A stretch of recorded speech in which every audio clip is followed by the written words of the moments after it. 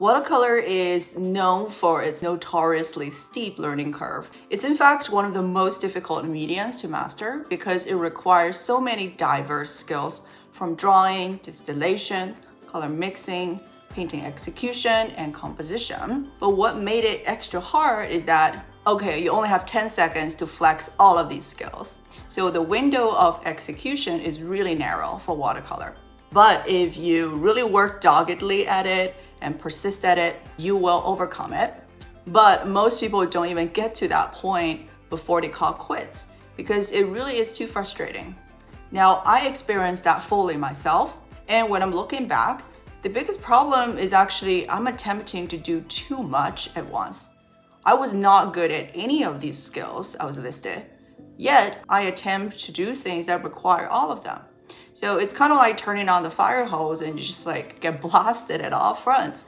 So it actually is really important to acclimate at different stage and also not try to reach for the milestone that is not right yet for you at this moment.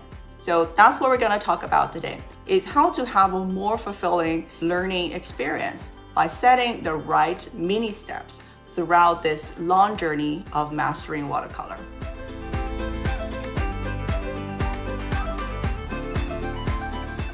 The first milestone I want all of you beginners out there to focus on right now is reaching the baseline competency, which is signaled by your ability to control the medium to achieve the distinct light, mid, and dark wash, and also knowing how to paint some of the most elemental subjects, such as sky, water, tree, and land. You'll be surprised by how many people don't even get to this stage because this part, remember, is actually the steepest learning curve. This is also what I call the tipping point because once you have reached the tipping point, then you're way more autonomous and confident about what comes next, and you're much less likely to quit. Now, to reach the baseline competency, aka the tipping point, the best method to get there is to paint a series of super simple scenes after the teacher. Make sure these scenes are not really complex and they're really designed to reinforce the fundamentals while building on top of each other. Now, I have released 8 miniature scenes in our part 2 of this beginner series. So go check that video out and paint along with me to get your momentum going. And then in January, I'll be hosting a beginner bootcamp where I'll be doing a 30-day challenge to even build greater momentum to help you reach that tipping point. So we'll be painting 1 per day for 30 days straight, and we will recap at the end to troubleshoot and to address common issues. All right, make sure you sign up here by following this Patreon link here. There are no additional tickets or costs required other than becoming a paid member of the workshop tier or above. Now, the thing I see often with beginners is that they're trying to rush through this step or think that they can start painting more complex scenes or based on their own photos. This is, however, not the case. It's just like learning a new language, right? You learn the grammar, which is the basic fundamental washes, basic exercises, but you don't have words to form coherent sentences. And the specific treatment for how to tackle a sky, a field, water, and clouds, these are your basic vocabulary. So you need to accumulate some vocabulary before you attempt the next step. That's why the medium control is not in a vacuum. It's not like, oh, I know how to build a light, mid, and dark tone, and therefore I can control the medium. No, the controller, you still need to apply it to specific shapes, specific color, and steps of execution. And then you're ready to take on further complexity of either the same subject or maybe new subjects, which gets us to the second milestone, which is competency in distillation and composition. This second milestone is marked by your ability to interpret your own photo or subject on location. From a three-dimensional form, you can abstract these forms into shapes and still be able to map that to the light, mid, and dark tone wash so that you can paint it.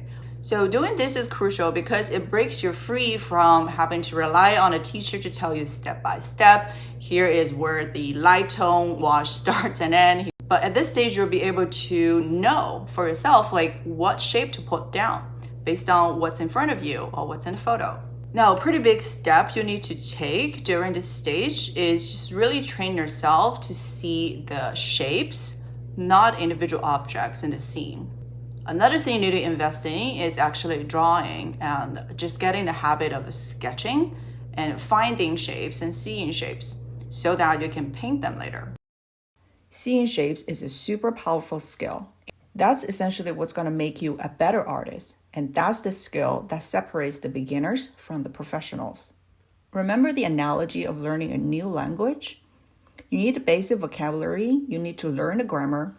Being able to see shapes is like communicating clearly and effectively, without rambling a bunch or going off the tangent, but really crisp message. Take this exercise scene from the class 3 video. A beginners will see this as individual objects in the scene, all disjointed. But the professional artist will see that the shadows of the buildings are actually connected to the road, while contouring out the form of the car. All of these objects are connected through the exact same shape. Here is another example where explained in my plein air sketching course. In order to boil down all these details, all these leaves around the single tree, focus on drawing out the negative shapes and then shade them out. Seeing that connected shapes will help you describe not only the species of this tree, the pot it is planted in, and the fact that the pot is rested on the ground through its shadow shape.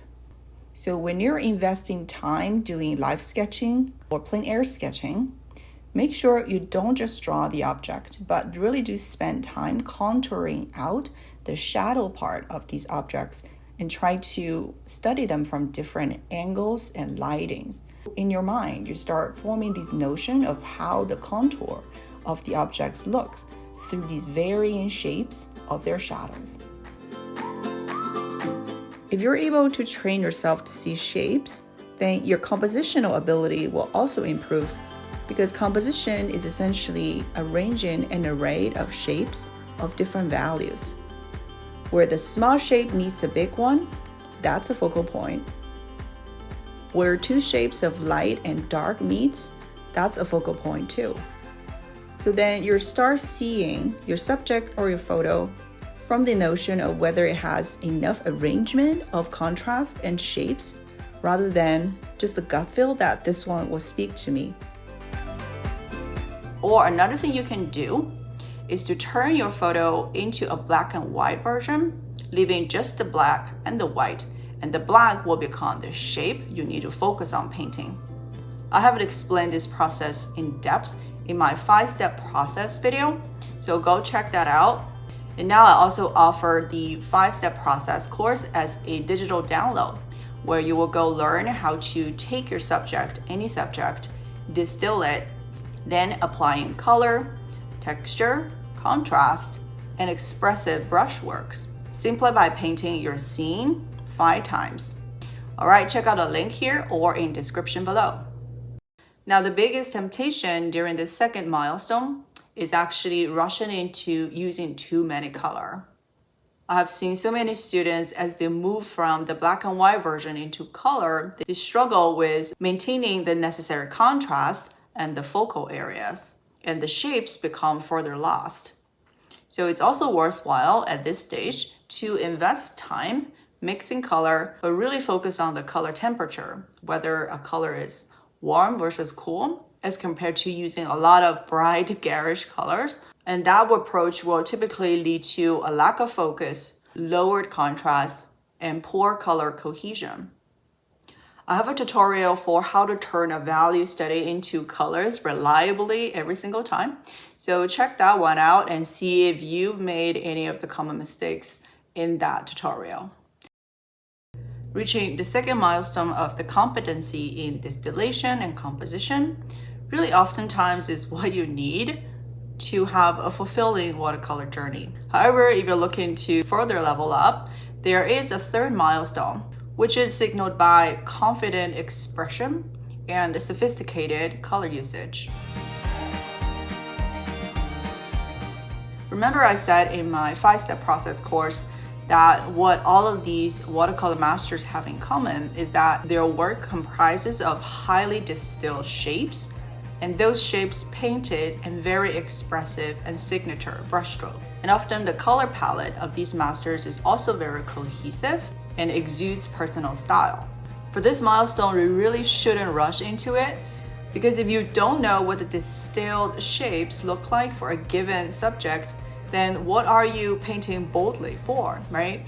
You can't be expressive unless you're really understanding the energy and the forms your subjects take on. However, in order to reach this level, the storytelling aspects also needs to get elevated for your work. Strong storytelling comes from the skill of knowing how to work the focal point based on the vision or the design of your painting. And it's also about the skill of pushing color so that the composition and the mood become intensified for your work. And your work will have a greater power of dropping a viewer right into an immersive space. And it has these captivating design elements, textures, and color usages that you just can't pull away from.